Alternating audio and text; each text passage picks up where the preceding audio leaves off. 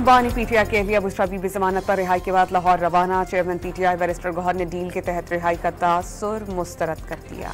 Islamabad high court के हुक्म पर बानी पीटीआई से वकला की मुलाकातियों ने साबिक वजीर आजम को इंतहाई तंग सेल में सहूलियत का बगैर रखे जाने का दावा कर दिया।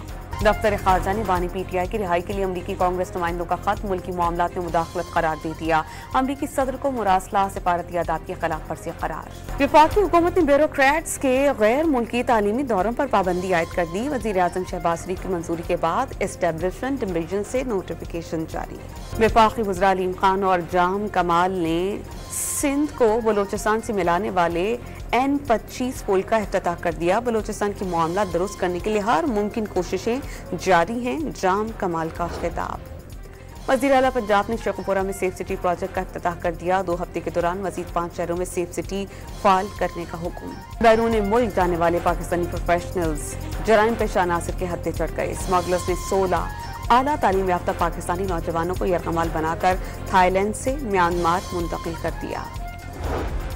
इंटरनेशनल फाइटिंग टूर्नामेंट में शिरकत के लिए 15 रुपये भारतीय दस्ता वाघा बॉर्डर के जरिए लाहौर पहुंच गया। इवेंट 27 अक्टूबर से शुरू होगा।